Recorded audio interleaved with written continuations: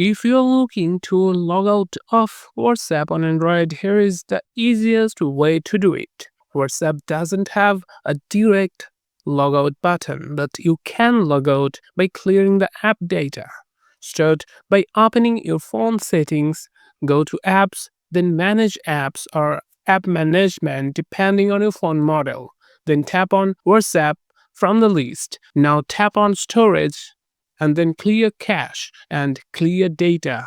Confirm the action and WhatsApp will be logged out from your device. The next time you open it, you will need to log in again with your phone number.